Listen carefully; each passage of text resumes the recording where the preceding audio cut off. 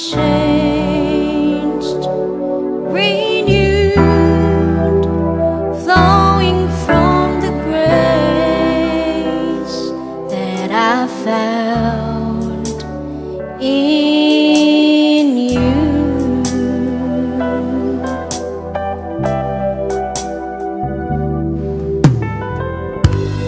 Lord, I've come to know the weaknesses I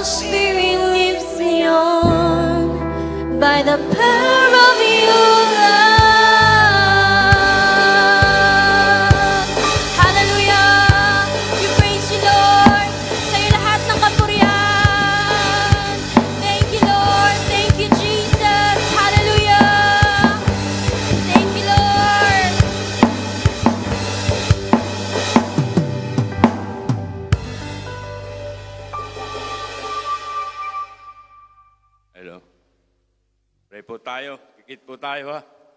Namnamin po natin ang presensya ng Panginoon. Ang nakamulat minus. Lord, marami pong salamat Panginoon sa umagang ito. Kami po ay dinako mo rito upang makinig na yung mga salita, O Diyos. Namnamin po namin, Panginoon, ang bawat himay-himay ng iyong salita. Maging kalakasan namin, kagalingan, at patuloy na pagsamba sa iyo, O Diyos. Salamat po sa malakas na katawan na pinagkaloob mo ngayong umaga. Salamat po sa pag-iingat mo sa buong magdamag. Kami natulog at protektahan mo, O Diyos. Maraming salamat po, O Diyos. At sa umagang ito, Panginoon, bigyan mo po kami ng malinis na puso, maliwanag na kaisipan, upang ang mga salita mo, Panginoon, ay ma-absorb namin, maging kalakasan, O Diyos. Bigyan mo kayong patuloy na desire, ang hangarin na sa iyong mga salita kami lumapit at magpatuloy, O Diyos. Manangang kami, Panginoon, sa mga pangakong binibigay mo sa amin. Salamat po, Diyos, sa umagang ito. Napakabuti mo. Lagi mo kami binibigyan ng biyaya. Hindi lamang, Panginoon, sa physical, lalong higit, Panginoon, ang spiritual. Kaya, Panginoon, sa iyo po mataas ang pupuri at pasasalamat. At inaangkin, Panginoon, ang pag-ibig mo, Panginoon, na lumakip sa bawat isang narito, O Diyos. Salamat, Panginoon. Wala po kong masasabi, kundi ang pasalamatan ka ng buong puso, Panginoon. Dahil napakabuti mo na patuloy sa amin ay gumagabay. Tulungan kami, Panginoon, na iyong banal na Espiritu na maunawaan, Panginoon, ang salita mo. Bigyan kami ng bukas na kaisipan, O Diyos. Salamat po na ang umagang ito, Panginoon, ay katagumpayan para sa amin, kapakinabangan para sa amin. Dahil ikaw ang Diyos na patuloy na nagmamahal sa amin. Salamat po, Panginoon.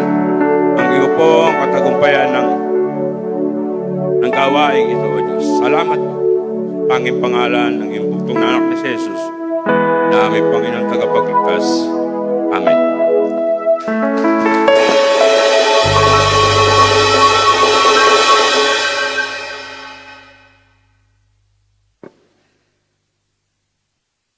Para niyo pong nakita si Pastor PJ nung kanyang kabataan pa. Atin pong pasalamatan ng Diyos ngayong umaga. Sabi ni Kuya Egay, wala tayong pwedeng sabihin sa Panginoon today. Lord, thank you! Amen. Ating i-welcome ang bawat isa, mga kapatid. At welcome po sa ating kapatid na nakasama natin ngayon, si Brother Daniel M. Arenal. Welcome, Brother Daniel. At si Brother Dan Eric M. Arenal. Good morning po sa inyong dalawa. And of course, galing din sa ating kapatid, Sister Renalyn Anyo Nuevo. Nasaan po? Hello po. Good morning. Ayan, at happy birthday din po pala sa ating minamahal na kapatid, Sister Lilian. Ayun, Sister Lilian, happy birthday. Ayan, maaari na po tayo makaupo. Salamat sa Diyos ngayong umaga. At welcome din po pala kay Pastor Darren. Ayan, si Pastor Darren. Pastor from Dubai. Alam niyo po yan si Pastor Darren, laki pong Sunday school. Siguro ang teacher baby, estudyante mo pa to, si Pastor Darren. Ay, ikaw na. Ikaw pa. Tapos na-endorse na kay ate baby, ayan. So yun po yung mga produkto ng ating Sunday school. Ang sabi kasi ng salita ng Diyos ay, train up a child doon sa daan na dapat nilang tahakin. Kasi para paglaki nila, magiging pastor sila. Ayan. Kung gusto niyo, si Pastor R.A., produkto rin siya ng Sunday school. So yung mga anak natin ay, alam niyo, napakaganda po ng ating Sunday school ngayon. Ano po? Meron po tayong toddler, kung meron po kayong mga anak na yung malilikot at pinag-iisipan nyo kung pupunta kayo rito, may alaga kayo, pwede ho kayong pumunta. Kasi mayroong mga house parent po tayo. Sister Millie and Sister Evelyn. Yan sila po yung magkakarga sa inyong mga anak habang nakikinig kayo ng salita ng Diyos. Aircon din po yun. Kaya wag ho kayong mag-atubiling pumunta kung sakaling meron kayong anak. Yung inyong anak ay merong sanggol, sabihin nyo, may mag-aalaga doon. Walang bayad yun. Walang bayad yun, di ba, Sister Evelyn? Yan. At sa mga junior, meron din po tayong kwarto para sa kanila. At sa beginner pala, and then junior. Ayan. So ngayong umaga ay unang linggo ng buwan ng Hunyo. Pasokan na. Pasokan na po ano. So tapos na yung mahabang bakasyon ng mga estudyante.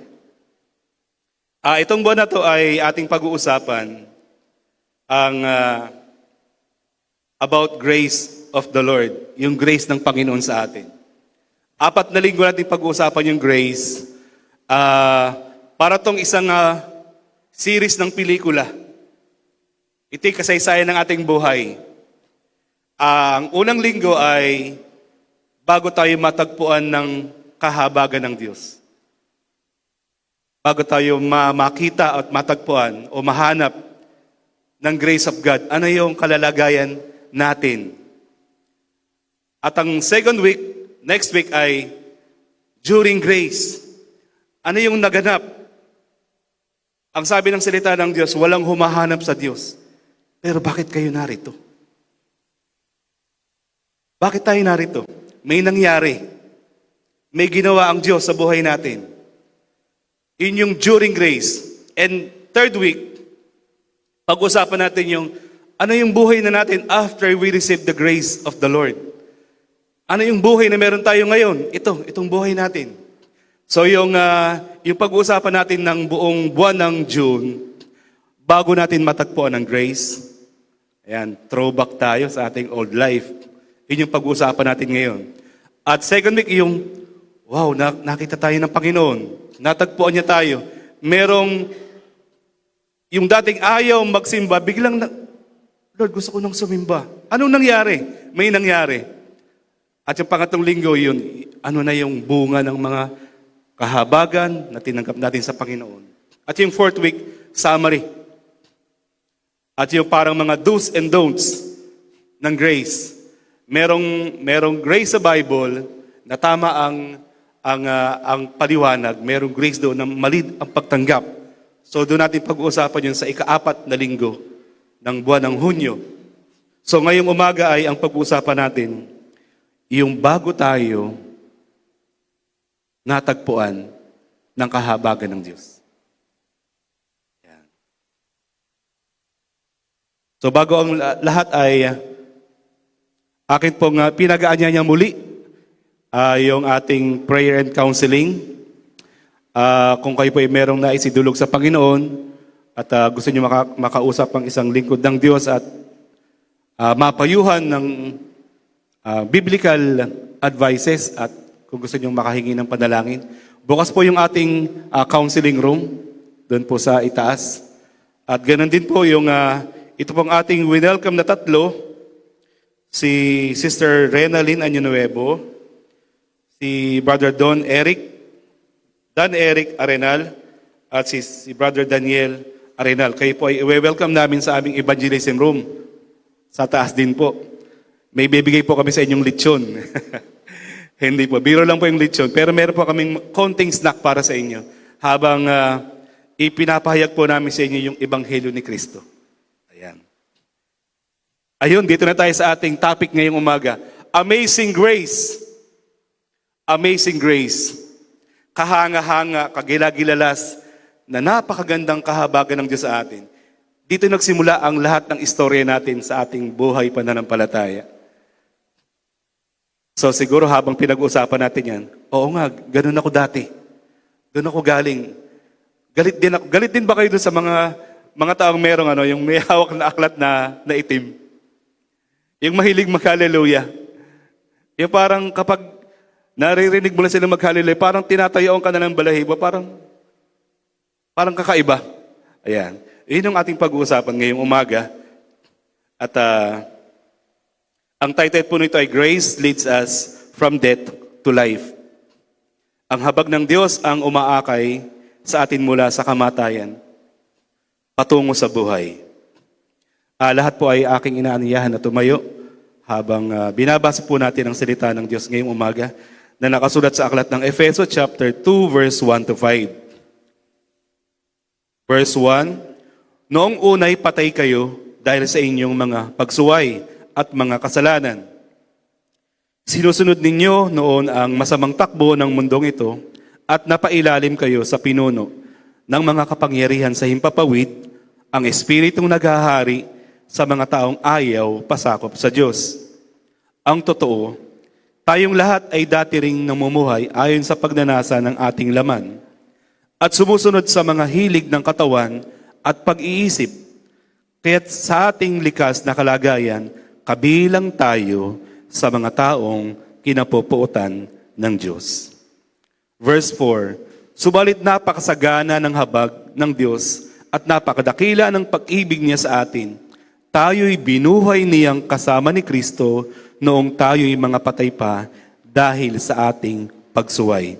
Naligtas nga kayo dahil sa kanyang kagandahang loob. Ama naming nasa langit, kami po ay lubos na nagpapasalamat sapagkat bagaman kami ay makasalanan, kaming lahat, Panginoon, bagaman hindi kami talaga humahanap sa iyo, meron kaming kanya-kanyang gusto sa aming buhay. Ang nasusunod sa amin ay ang aming sariling pagpapasya. Kung anong aming maibigan, yun po ang ginagawa namin, Panginoon. Pero salamat sapagkat nandyan ka. Nahabag ka sa amin. Isang araw kami iyong kinatagpo. Nagpakilala ka sa amin bilang Panginoon at aming tagapagligtas. At mula noon, Panginoon, nagkaroon na ng pagbabago ang takbo ng aming buhay. Kaya marapat ka lang na purihin ngayong umaga at pasalamatan sa lahat ng mabubuting bagay na nagmumula sa iyo na aming nararanasan. Dalangin namin ngayong umaga, Panginoon, ikaw po ay mangusap sa bawat isa. Katagpuin mo kami sa oras na ito, ang mga salita may mangusap sa aming puso at sa aming isipan at magbigay ng lakas sa aming buong katawan upang malakaran namin ang iyong banal na kalooban. Sa iyo po ang tanging papuri, ang tanging pasasalamat. Sa pangalan po ni Jesus, ang lahat ay sumigaw ng Amen! Amen. Ang masaganang habag ng Diyos. Parang last week lang, ito yung ating pinag-uusapan. Last 2 weeks. Romans chapter 12. Kakatapos lang natin hanggang verse 21. This week ay pumasok na tayo sa last week, pumasok na tayo sa chapter 13. Ayan. So ang pag-uusapan natin ay paano ang isang makasalanan ay maiisipang na lumapit sa Diyos? Ano nangyari? Yung dating hindi nagsisimba, hindi nagbabasa ng Biblia, isang araw nakita mo, nagbabasa ng Bible, gustong humingi ng panalangin, gustong dumulo sa isang pagsamba, na hindi niya dating ginagawa. May nangyari. Paano ang isang taong napailalim sa espiritong ayaw pasakop sa Diyos ay makikipag-isa kay Kristo?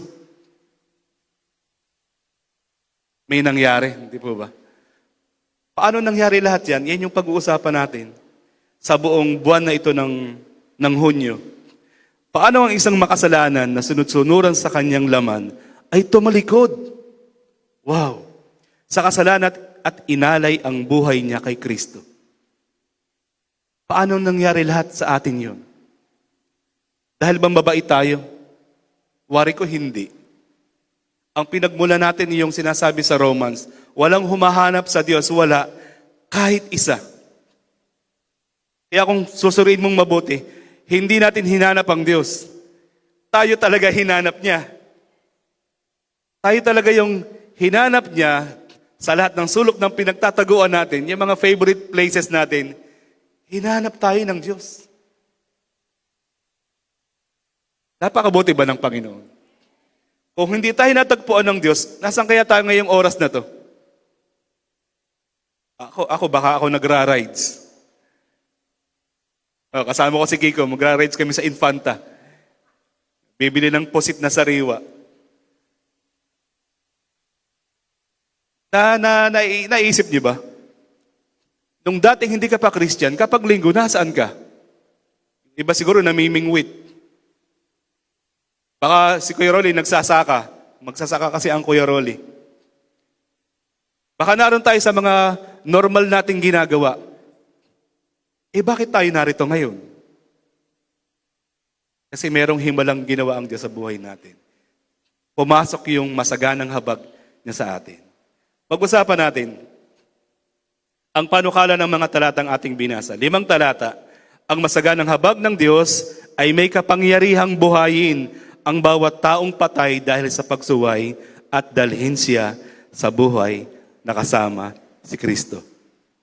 Yun yung gustong ituro sa atin ng mga talatang ito. Tayong dating patay, dahil sa masaganang habag ng Diyos, siya yung naglipat sa atin. Wala doon sa kalagayang wala tayong interes. Lahat ba kayo gusto nang makarinig ng bersikulo at kapitulo? Pero ngayon, sarap na kayong pakinggan, ano? Pero dati, bakit ayaw natin? Tapos ngayon, bakit gustong-gusto na natin? Dahil daw yan sa masaganang habag ng Diyos. Kasi kaya niyang yung dating patay, kanyang buhayin at makipag-isa kay Kristo. Ang unang layunin ng ating talatang binasa ay upang ipaalam na ang tao ay tinuturing na patay dahil sa kanyang pagsuway at kasalanan. Nakasulat yan sa verse 1. Noong unay, patay kayo dahil sa inyong pagsuway at mga kasalanan. Question, bakit daw itinuturing na patay ang tao?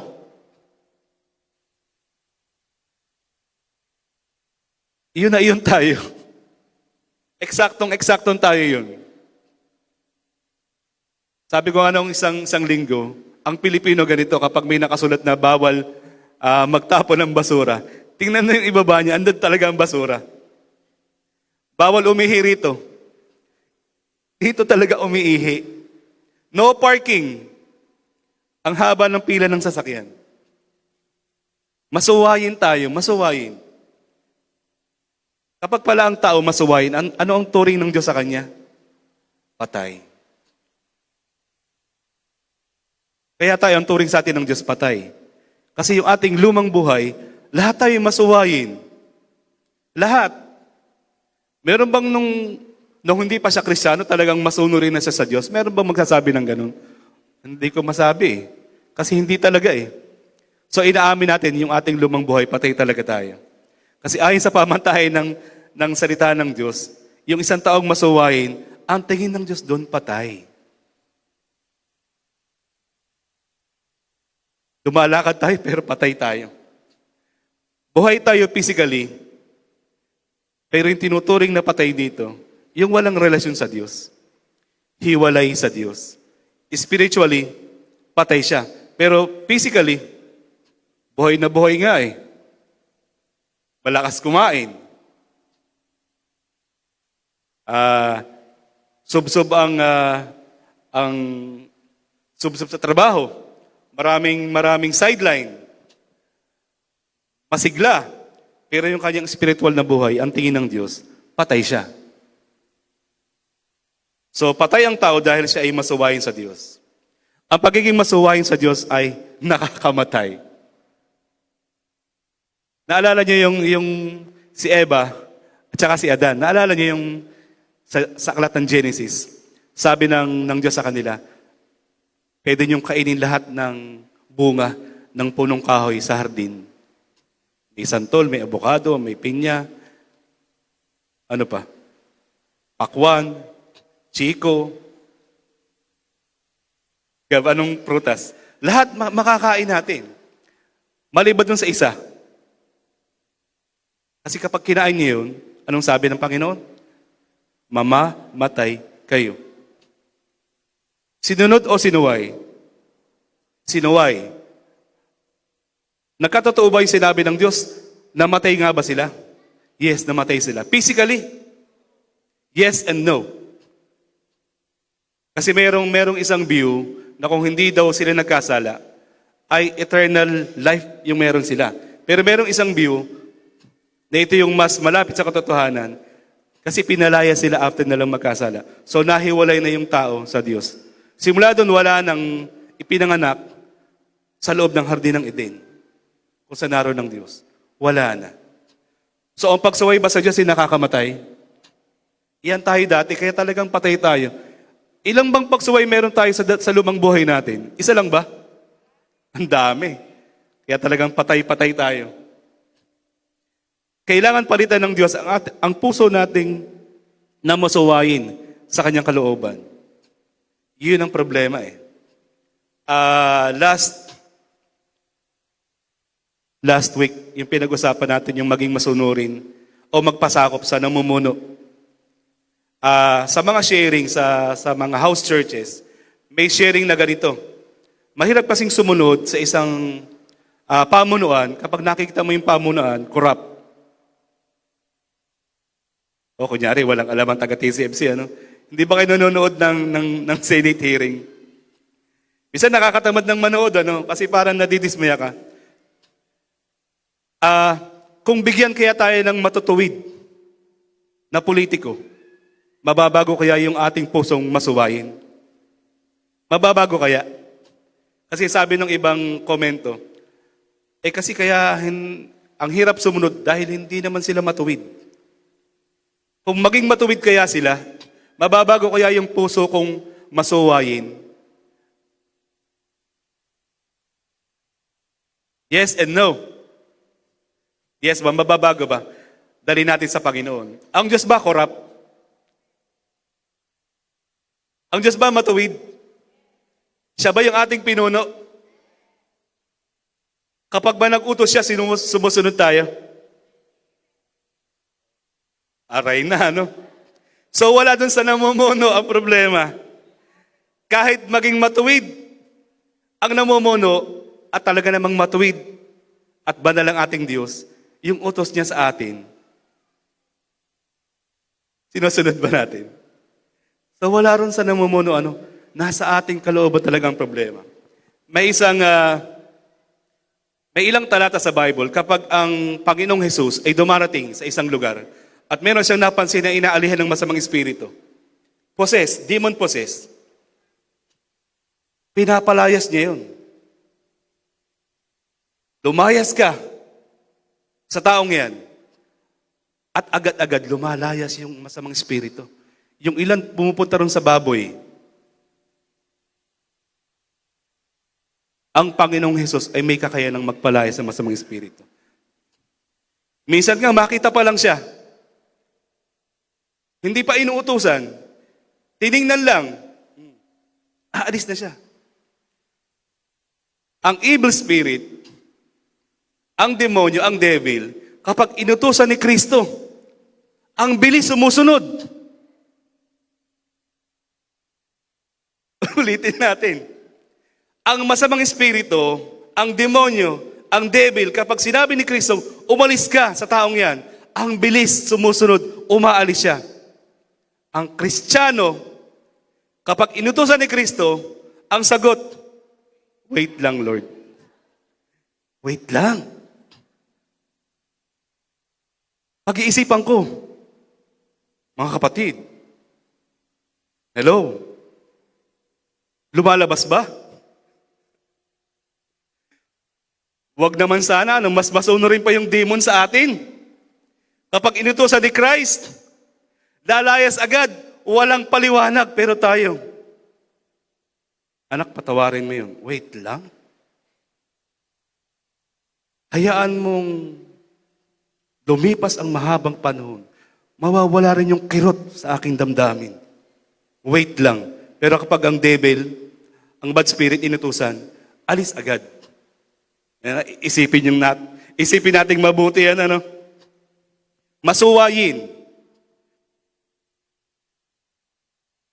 So, kailangan palitan ng Diyos ang puso natin na masuwayin sa kanyang kalooban. So, So wala sa namumuno ang problema. Accepted natin yon. Nasa puso natin. Yung unang dalawang tao, iisang utos, actually maraming utos na binigay, nasunod naman nila. Sabi ni Yahweh, pangalanan mo yung mga hayop, pinangalanan naman niya. Pamahalaan niya, pinamahalaan naman niya. Bumagsak lang siya dun sa isa. Kinain niya yung pinagbabawal ng Panginoon. Pangalawa, patay ang tao dahil siya ay may kasalanan. May kasalanan po ba tayo? Previously, meron tayong kasalanan at yun ang dahilan kung bakit tayo patay. Romans chapter 6 verse 23, dahil ang kabayaran ng kasalanan ay kamatayan.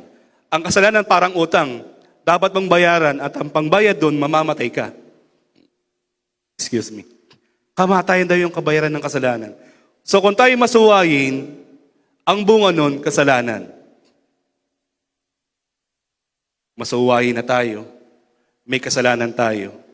Doon pa lang sa pagsuway, patay na tayo. Yung bunga pa ng ating pagsuway ay kasalanan. Double dead na tayo.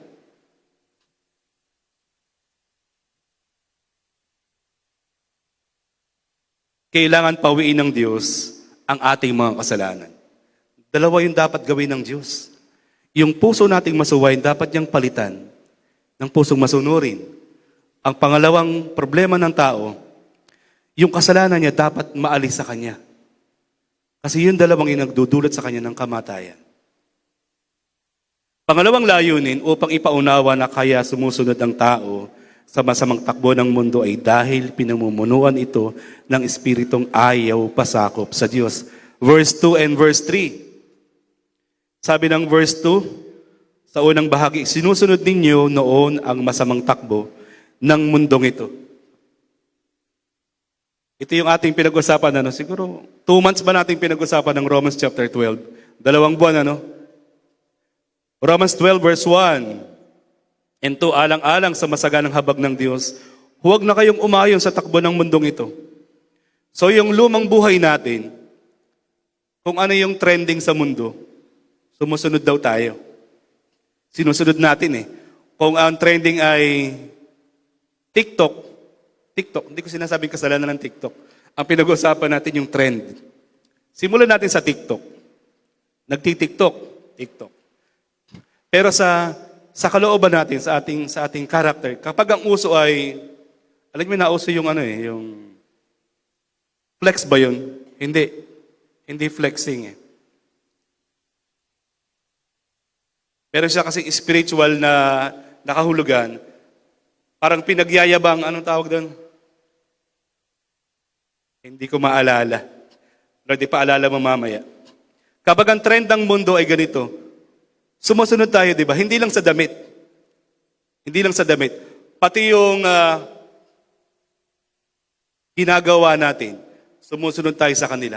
Alam niyo yung ating kultura, kapag ginagawa ng ibang bansa, parang ibig sabihin nun, approve sa kanila, approve na rin sa atin, without thinking.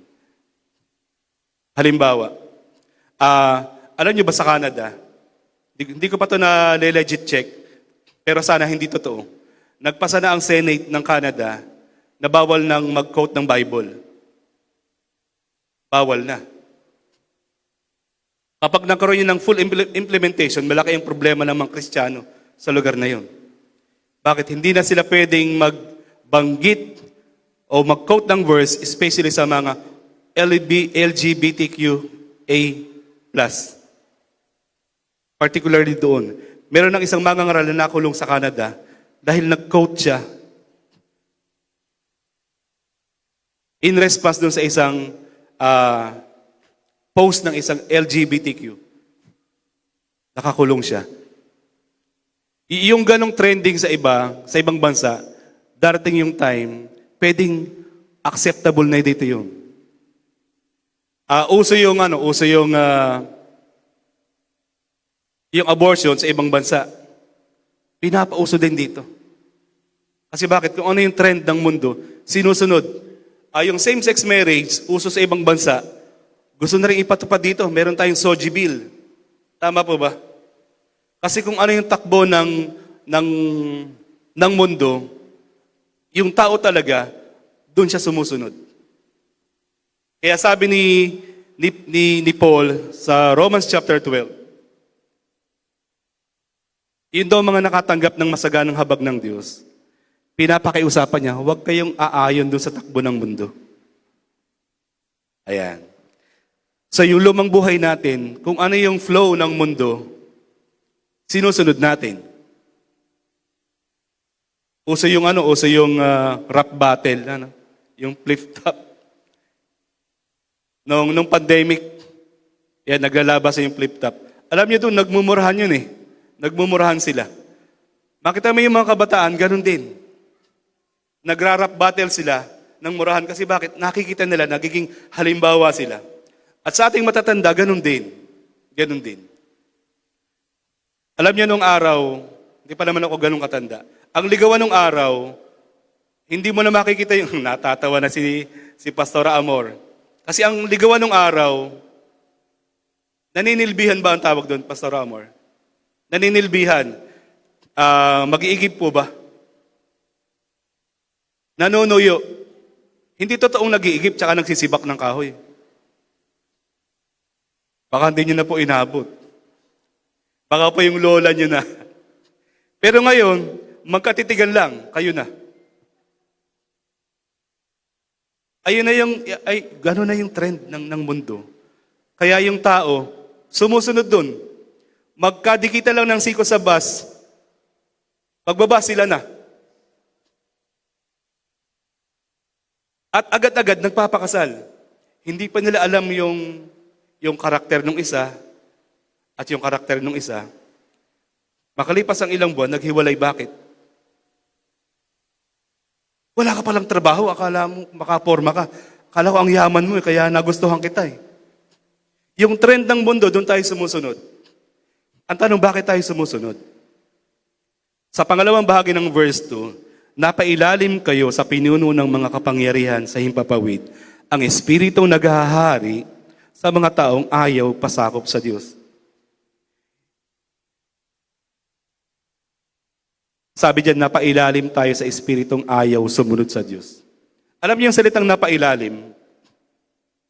Ibig sabihin ay nasa ilalim tayo ng pag-uutos at yung utos hindi natin matanggi-tanggihan. Hindi ko naman sinasabi tayo na possess, pero naroon tayo sa kalagayang wala tayong magawa kung hindi sundin yung pinuno natin, espiritu siya, spirit. Na ang kanyang tanging layunin, sumuway sa Diyos. Naroon tayo sa control ng ganong espiritu sa ating old life. Kapag sinabi ng, ito na lang, sa magulang, kasi wala pa naman tayo naririnig ng salita ng Diyos. Ang magulang, meron silang mga payo. Taas po ang kamay ng mga anak. Anak. May payo yung magulang. Hindi ba minsan yung payo ng magulang nakakairita? Aminin. Kasi yung payo ng magulang, kontra dun sa gusto mong maganap sa buhay mo. Kontra. Hindi pa tayo Kristiyano, hindi pa Kristiyano. At kapag talagang ang bata ay lumaki, dati nung maliit pa siya, ang sarap kargahin. Pero dumarating yung time, sinasagot na yung magulang. Hindi pa tayo Kristiyano, hindi pa. Wala pa tayo naririnig ng mabuting bagay, kundi yung mabuting bagay na payo ng magulang. Doon pa lang, doon pa lang tayo nakakarinig ng payo ng pagtutuwid, ng tama at hindi tamang gawin. Pero ayaw na natin pakinggan kasi bakit? Yun pa lang salita niya, kontra na dun sa gusto natin. Halimbawa, matulog ka na ng 9 kasi may pasok ka ng 6. Matutulog hindi. Hindi. Si nanay titigil, hindi. Hindi din. O sige, sinong masusunod? Pag gising ng umaga, 8:00 na, tulog ka pa. Yung pasok mo, 6. Hindi ka na makakapasok. So may mga ganong bagay tayo na sa ating puso, yun ay utos pa lang ng magulang. Hindi na tayo mahilig sumunod. Kasi meron nagkocontrol sa atin na spirit, ha? Balikan niyo po yan, Ephesians chapter 2 verse 2. May kumokontrol kasi sa ating buhay. Yung spiritong yun, ang purpose lang nun, turuan tayong sumuway sa Diyos. Turuan tayong huwag sumunod sa Panginoon.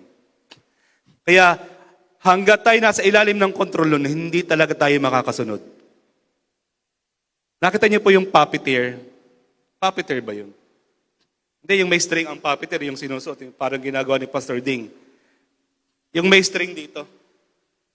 Puppeteer pa rin ba tawag doon? Meron ditong image ng dal, tapos meron mga string dito, sinulid. Kapag ginalaw ng tao, nung puppeteer ba yun, gumagalaw yung manika. Yun ang itsura natin. Kung ano yung gusto ng ating pinuno, kung saan tayo gagalaw, sumusunod tayo ng hindi natin kayang sumuway. Balikan natin ang verse. Kaya masuwayin ng tao sa Diyos dahil ang pinuno niya ay masuwayin din. Make sense, ano? Kung yung boss mo ay illegal ang ginagawa, malamang illegal din ang gagawin mo. Kung yung boss mo ay nagbebenta ng ipinagbabawal na gamot, malamang magbebenta ka rin ng ipinagbabawal na gamot. Pero kung ang boss mo ay mahilig magpunta sa Bible study, malamang isasama ka niya. Kasi driver ka niya eh. Nandiyan ba si Brother Rob? Alam mo si Brother Rob, sinama niya, na-invite siya sa Nangka. Alam niya naman ng Nangka, ang sikip. Si Brother Alan na kanyang driver, Damaso, kung saan naroon ang kanyang amo, naroon siya. Eh si Brother Rob mahilig umattend sa Bible study. Kasama yung kanyang driver na si Brother Alan. Kung yung pinuno natin, yung ina-idol natin, yung sinusundan natin, ay masuwayin sa Diyos, magiging masuwayin din tayo sa Diyos. Sabi ng ating talatang binasa, balikan natin saglit, napailalim kayo sa pinuno ng mga kapangyarihan sa himpapawid, ang espiritong naghahari sa mga taong ayaw pasakop sa Diyos. Pinaghaharian tayo dati ng masamang espiritu. At kapag pinagharian ka ng espiritong yun, hindi ka talaga susunod sa Diyos. Bakit siya yung hari mo eh? Under ka ng command ng hari mo na ayaw sumunod sa Diyos. May problema? Wala. May problema ano? Nasa isang sitwasyon tayo na wala tayong magagawa kundi sumuway sa Diyos. Hopeless case ito mga kapatid. Yung tinuturo ng mga talatang ito. Paano tayo makakawala sa isang hari tapos may kapangyarihan siya at ang kapangyarihan niya espiritual? Kaya kung hindi tayo nahanap o natagpuan ng habag ng Diyos, mamamatay tayo nasa ilalim ng kontrol ng masamang espiritong ito. Hindi tayo kailanman makakasunod sa Panginoon.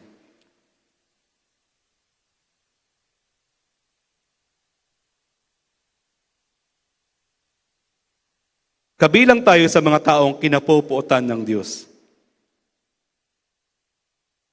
Ang hirap nun, ano? Yung Diyos na inaasahan mong magiging tagapagligtas mo. Dahil doon sa ating kalagayan, itinuturing niya tayo, ibinibilang niya tayo doon sa kanyang mga taong kinapupuotan. Kapag ba kinapupuotan, ito ba ay makakaranas ng biyaya sa kanya? O parusa? Parusa, ano? So, balikan natin yung mga talatang ating binasa. Tayo ay patay kasi dahil tayo ay masuwayin. Tayo ay patay dahil tayo ay may kasalanan. Tayo ay patay kasi napailalim tayo dun sa pinuno at pinaghaharian tayo ng espiritong walang inisip kundi sumuway sa Diyos. Sino ang mag-aalis sa atin sa kalagayang ito?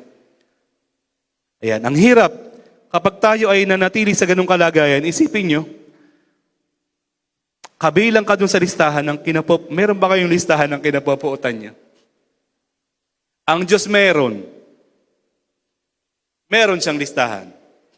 Kaya sabi diyan, kabilang tayo sa mga taong kinapupuotan niya.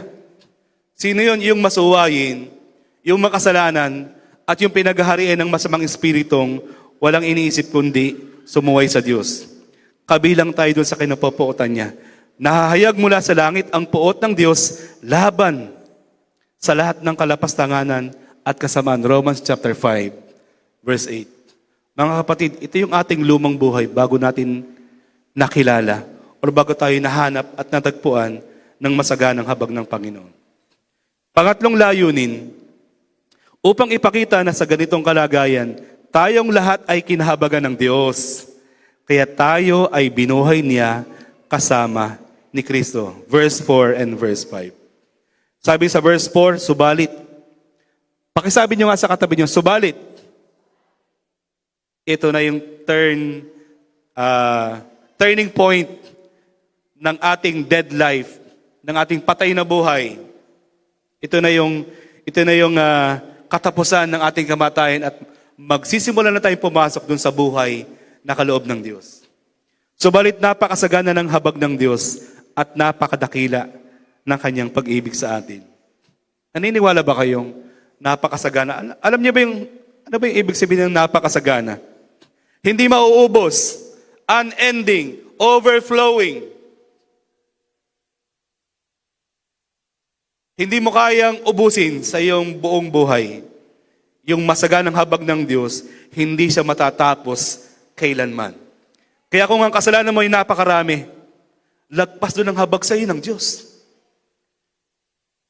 Kung hopeless case ang sitwasyon natin, simula verse 1, verse 2, at verse 3, sa verse 4, talo ng masaganang habag ng Diyos, yung hopeless case natin sa ating lumang buhay. Kayang-kaya tayong hanguin ng Diyos sa ganong kalagayan. Iyon ang tawag sa masaganang habag ng Panginoon. Napakasagana ng habag ng Diyos. Colossians chapter 1 verse 13. Iniligtas niya tayo mula sa kapangyarihan ng kadiliman. Ulitin natin. Kanina, sabi sa verse 3, sinusunod natin yung napailalim tayo doon sa pinuno ng masamang espiritong naghahari sa mga taong ayaw sumunod sa Diyos. Naroon tayo sa kanyang paghahari. Ang sabi sa Colossians chapter 1 verse 13, iniligtas niya tayo mula sa kapangyarihan ng kadiliman at inilipat sa kaharian ng kanyang minamahal na anak.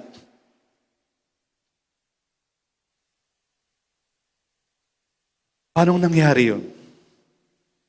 Control dati tayo ng masamang espiritu. Control. Puppet. Puppet tayo. Kaya ba nating makawala doon? Kaya? Kaya ba natin? Doon sa ating kabutihang kakaunti, kaya ba nating makakawala doon? Example. Ito naman ay, nandiyan ba si Brother Robert? Nandiyan si Brother Robert? Rondilla. Taas. Ayun. Ito ay testimony ng buhay niya. With your permission, Brother Robert, old life mo naman to Ito mo na bukas na aklat. Si Brother Robert, nagtatrabaho siya dyan dati sa Floro. Ngayon ay, anong subdivision nga yan? Asteria. Nandiyan ang Floro nung araw. Ang kanyang testimony sa Amos, sabi si Amos, ang buhay niya, one day millionaire. Kapag sumahod siya, nagpupunta siya rin sa mga paboritong puntahan ng mga lalaki. Ng matitipunong lalaki. At may hawak ng malamig na bote. Alam niyo na. Yun daw ang buhay niya. Pero noong siya nakakilala sa Panginoon, ito po, tagahatid lang ni Pastora Edith. Ayaw pumasok. Kaya yung may mga asawa na hindi pa nagsisimba, magpahatid po kayo. Si Brother Felix, tagahatid lang din siya. Opo, totoo po yun. Magpahatid kayo. Tagahatid mo lang si Brother Felix, di ba? So si Brother Robert, tagahatid ni Pastor Edith. Ayaw niyang pumasok. Maraming kalalakihan dito na ganun, tagahatid lang. Pero ngayon, naglilingkod na sa Panginoon. Pwede ba natin purihin ang Diyos? So siya, yun na talaga yung lifestyle niya. Pagkasweldo, hawak ng malamig na bote sa isang malamig na lugar at madilim. Pero binago siya ng Diyos. Paano nangyari? Inilipat siya mula sa kapangyarihan ng kadiliman tungo sa kaharian. Sabi niya, Robert Rondilla, dito ka. Dito ka sa kaharian ni Kristo. Gagamitin ko yung buhay at patotoo mo. Iyon lang ang ginawa ng Diyos sa atin. Hindi dahil sa tayo mabuti. Hindi niya kayang makawala doon. Hindi niya kaya. Hindi niya kaya. At lahat sa atin, kung ano man yung ating dating kalalagayan, hindi natin kayang makawala doon. Colossians chapter 1 verse 13, ang Diyos ang nag-alis sa atin doon sa pagkakaalipin na yun at inilipat tayo sa kanyang kaharian ng kanyang minamahal na anak na si Kristo. Ang tawag doon, masaganang kahabagan ng Diyos para sa akin, kay Brother Robert, at para sa ating lahat. Pwede ba natin purihin ang Diyos? Thank you, Lord! Hallelujah! Kasi mahal niya tayo. Yung bandang dulo ng verse 4, napakadakila ng pag-ibig niya sa atin. Ang pagkakasabi ng dakila ay malaki, di ba? Great. Parang katulad din ng masagana. Halos pareho siya. Hindi,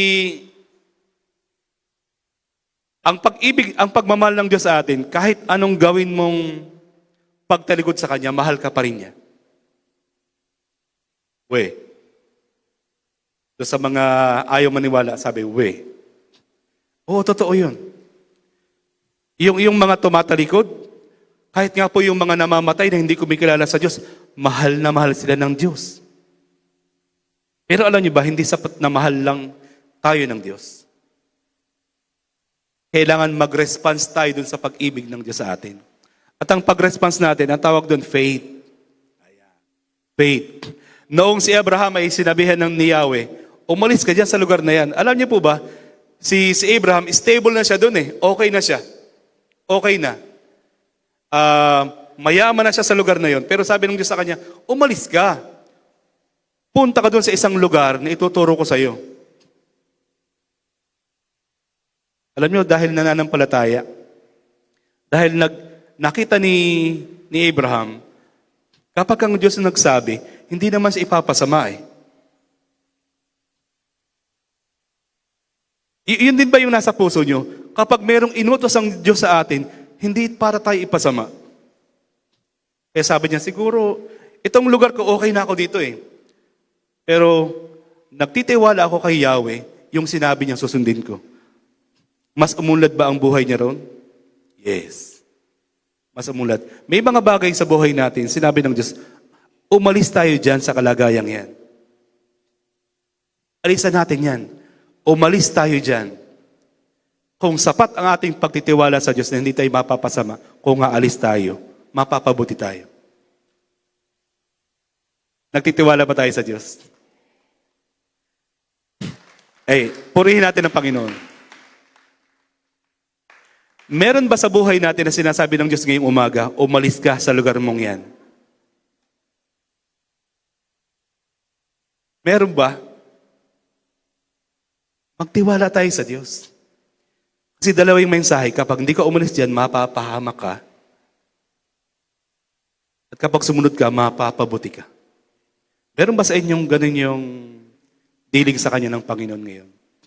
Tandaan natin, ang Diyos, ililipat tayo mula doon sa Espiritong naghahari sa atin, na walang ginawa sa ating buhay, kundi turuan tayong sumuhay sa Diyos, at ilipat niya tayo doon sa Kanyang kaharian, ng Kanyang pinakamamahal na anak. Yung dating masuwahin kapag napunta ron sa kaharian ni Kristo. Alam niyo, ang pinuno doon sa kaharian ni Kristo, sino? Sino ang pinuno? Sino ang head? Si Kristo. Si Kristo ba ay masuwahin o masunurin sa Ama? Kanina, kasi ang namumuno sa atin, Espiritong masuwahin. Kaya wala tayo talagang magawa kundi maging masuwahin sa buhay natin. Pero nailipat tayo dito sa ating bagong pamilya, kung saan si Kristo ang ating head, siya ay masunurin. Kaya ang ituturo niya sa atin, pawang pagiging kanino? Sa kalooban ng ating Amang nasa langit. Purihin natin ang Panginoon. Romans chapter 5 verse 8. Ngunit ipinadama ng Diyos ang kanyang pag-ibig sa atin nang mamatay si Kristo para sa atin noong tayo'y makasalanan pa. Amen ba yan? Marahil tinitingnan natin ang ating sarili. Lord, parang wala na akong pag-asa makalaya sa isang sitwasyon na ito. Hindi. Alalahanin mo namatay si Kristo para dyan mismo sa kasalanan mo. Kasi gusto kanyang palayain dyan. Hindi masarap dyan sa buhay na yan. Hindi.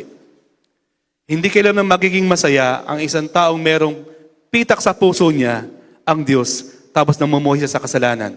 Aalisin at aalisin siya ng Diyos doon. Maniwala ka, kapatid. Merong bulong sa iyo ang Diyos, anak, dito ka. Kasi yan, mapapahama ka dyan.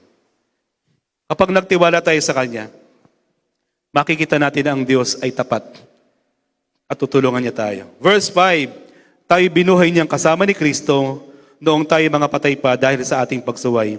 Naligtas nga kayo dahil sa Kanyang kagandahang loob.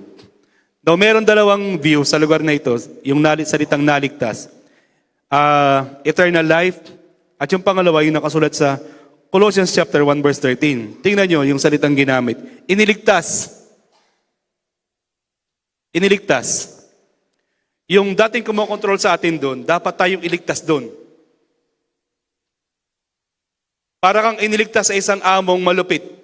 Hindi pinapakain ng tama sa oras. Ginugulpi, pinapaso ng plancha yung kanyang katulong. Di ba ganyan may mga kwentong ganyan sa ibang bansa. Tino-torture. Kailangan mailigtas tayo doon para tayong yung ginagawa ng DSWD. Rescue operation. Doon tayo unang inalis ng Panginoon. Iniligtas tayo doon sa isang kalalagayang wala tayong magagawa kundi sumuway sa Diyos.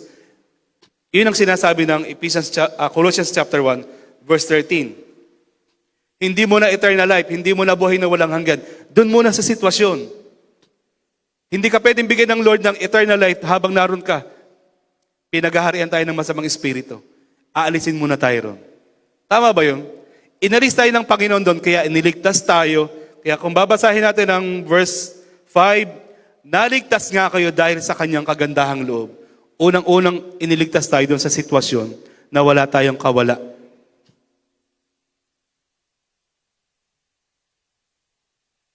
Paano ginawa ng Diyos na ang isang taong masuwayin sa Kanyang kalooban ay magsimulang magnasang magpasakop sa Diyos? Ngayon, ang ilan sa atin ay siguro nahihirapan tayo magpasakop. Kasi sanay tayo sa pagsuway. Ganun naman talaga eh. Kapag mayroong mga pagbabagong nangyari, ang hirap magpasakop. Pero magtiwala tayo sa Panginoon. Ang Diyos naman hindi nagmamadali eh. Hindi siya nagmamadali. Napakahaba ng pasensya ng Panginoon. Bilang pagninilay po natin, nasa ilalim ba tayo ngayon ng pagsuway at kasalanan? Tandaan natin ito, may pag-asa tayo sa ilalim ng masaganang habag ng Diyos. Tayo pang lahat ay tumayo.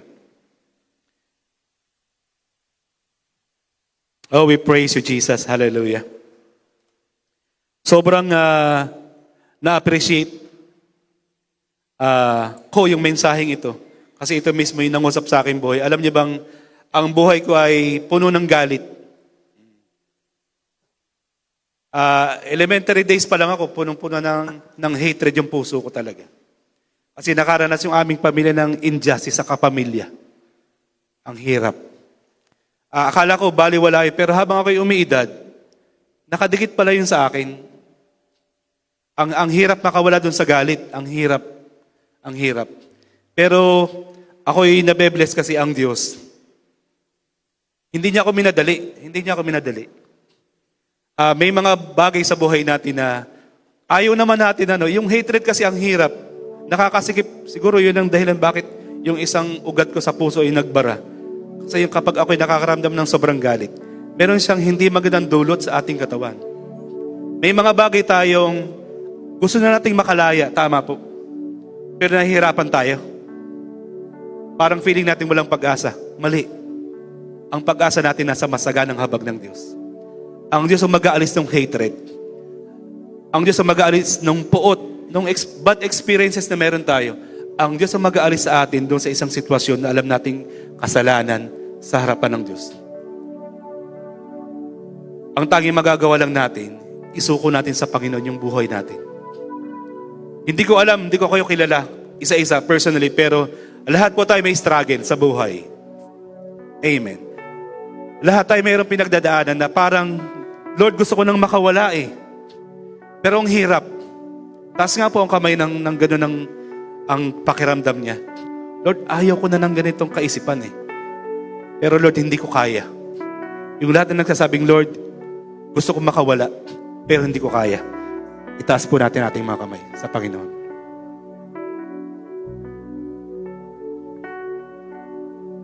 Habang tayo umaawit, isipin natin yung isang bagay na gusto natin na, Lord, palayain mo po ako dito. Panginoon, gusto kong makawala. Gusto kong itong aking pusong masuwahin. Lord, paltan mo ng isang pusong masunurin sa iyong kalooban. Yes, itaas po natin ating mga kamay. Ngayong umaga, isusuko natin ang ating buhay sa Panginoon. Isusurrender natin ang lahat sa Kanya. Kasi kung aasa tayo sa ating sarili, mabibigo tayo. Ipagkatiwala natin sa Diyos yung ating buhay at ang Diyos ang bahalang magbago sa atin. Ililipat niya tayo sa paghari ng Espiritong sumusuway sa Diyos patungo ron sa isang buhay kung saan tuturuan tayong maging masunurin sa Kanya. Habang tayo umaawit, ating itaas ang ating mga kamay at ating ipagkatiwala sa Diyos ang ating buhay sa Kanya. Ama namin nasa langit, narito ang iyong mga anak.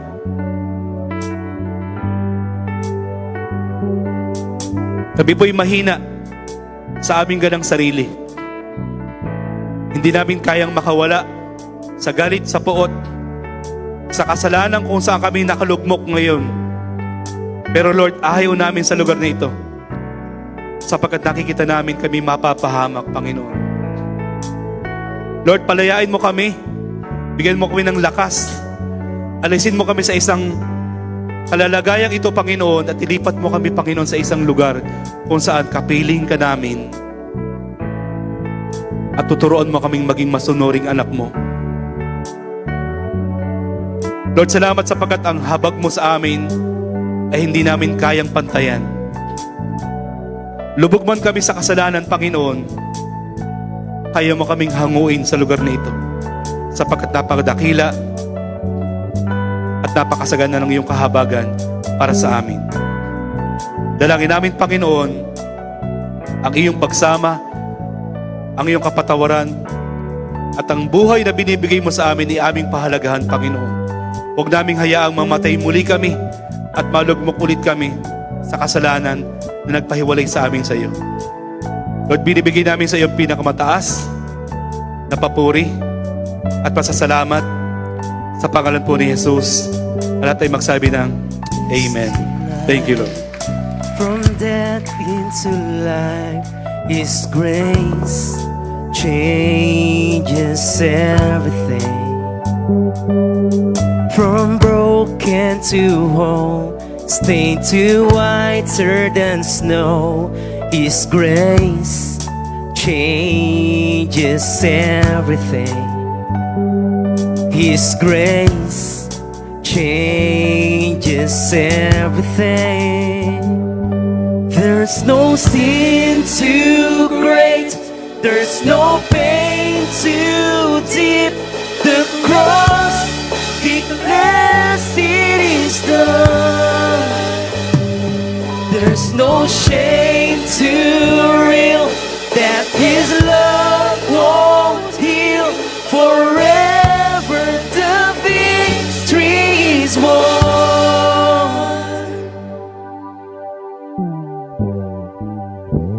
He has conquered the grave. He has conquered the grave.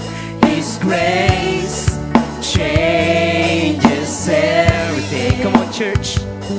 By the power of His blood, we are daughters and sons. His grace changes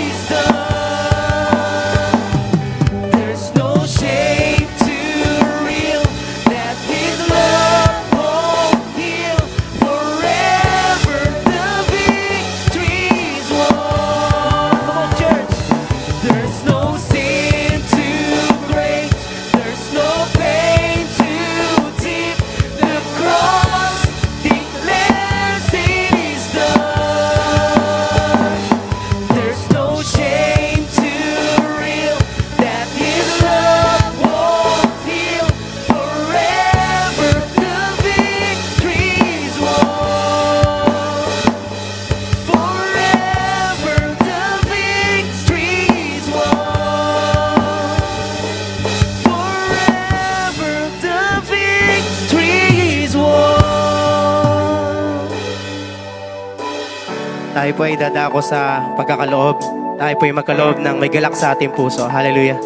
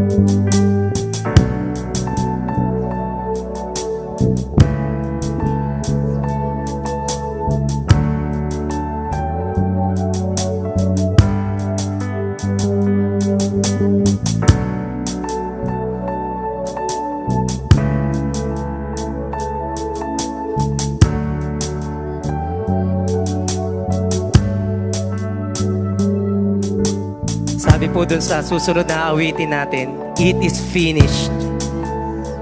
It is finished, church. Niyayaan ko po na itaas po natin ang ating kamay. Tanda po na tayo ay mananagumpay 2,000 years ago. Dahil napagtagumpayan na po ng Panginoong Yesus ang lahat dito sa lupa. Hallelujah. It is finished. Yung sakit mo, yung karamdaman mo, yung problema mo sa pamilya, yung problema mo sa iyong sarili, it is finished, church. Ibato natin lahat ito sa Panginoon. Hallelujah. Sabay-sabay po nating awitin, church, it is finished.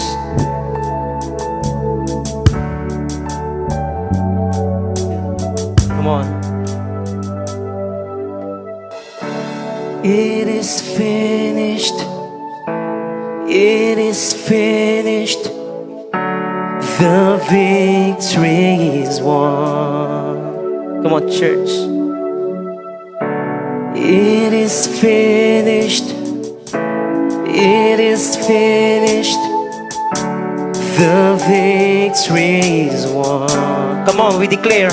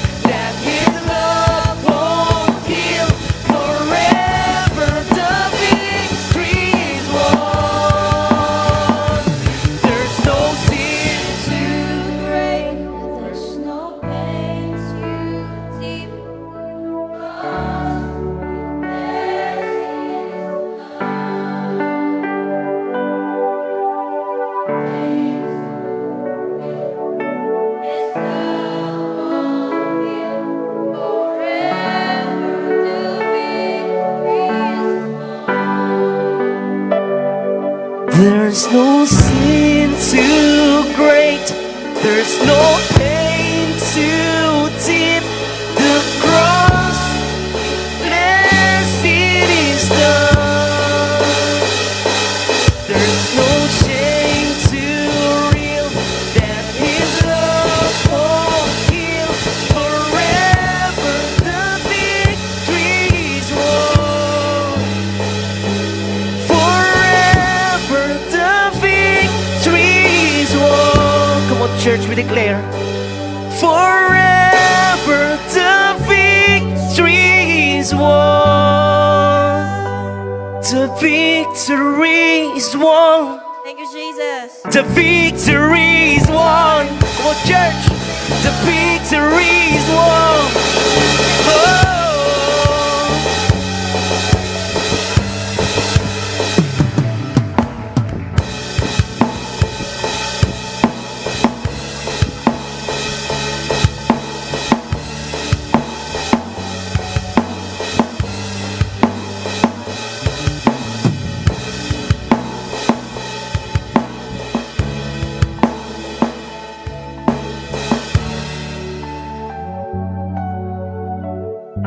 Dadako na po tayo sa isang malagang bahagi ng gawain po ng Diyos ngayong umaga, ang pakikisalo sa kanyang banal na hapag, upang sa pamagitan nito ay magunita natin katakilaan ng pag-ibig ng Diyos sa atin, na habang tayo ay makasalanan pa, kaaway ng Diyos, ang Panginoong Yesus ay namatay para sa atin.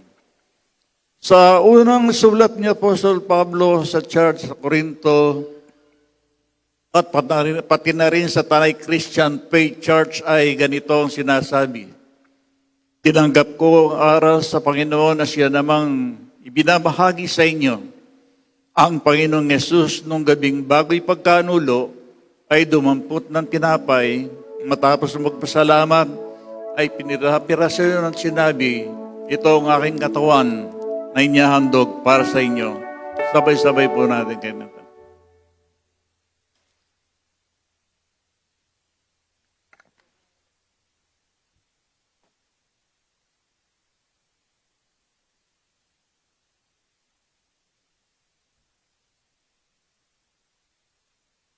Gayon din naman matapos maghapunan ay kinuha ang saro at sinabi, ito ang saro ng bagong tipan na pinagtitibay ng aking dugo. Sabay-sabay po natin.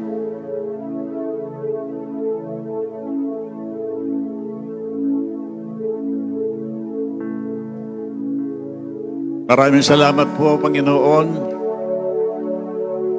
sa masaganang biyaya na ito na yung pinagalo po sa amin. Ay kay makasalo namin sa iyong banal na pag, sa pangalan po ng aming Panginoong Yesus. Amen.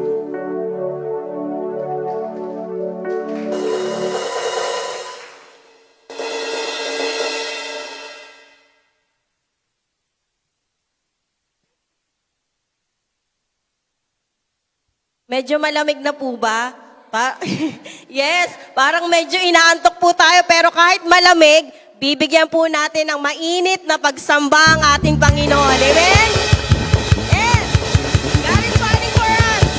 Let's sing to the Lord. Woo! Come on! Ipalakpak po natin ang ating mga kamay sa Panginoon. Yes!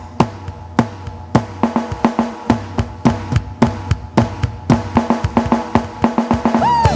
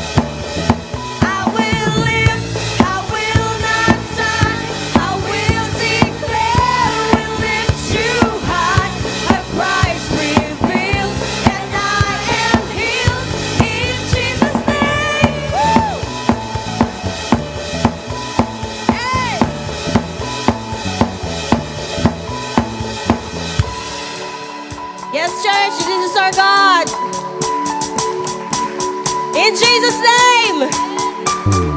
There is power in the name of Jesus. There is healing in the name of Jesus. There is living hope in the name of Jesus. Ayan po ang Diyos na inaawitan natin ngayong umaga. Kaya po tayo ay magsasaya. Because there is hope, there is healing, there is joy, and only one name. In the name of Jesus. Yes.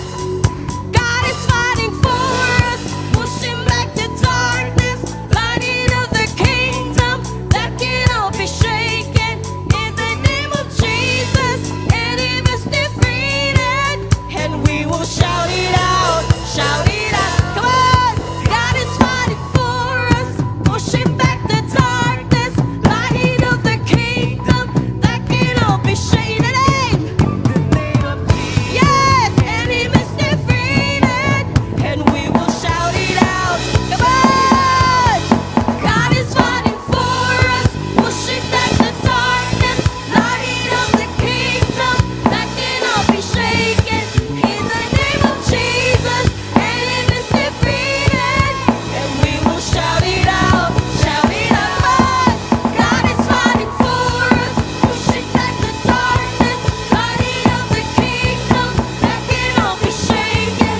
In the name of Jesus, enemy is defeated, and we will shout it out, shout it out. I will live, I will not die. The resurrection power of Christ alive in me, and I am free in Jesus' name. I will live, I will not die. I will declare and live too high. A Christ revealed, and I am healed in Jesus' name. In Jesus' name, in Jesus' name, in Jesus' name. Oh, we praise you, Lord. In Jesus' name. Palakpakan po natin ang pangalan ng ating Panginoong Jesus. Praise you, Lord.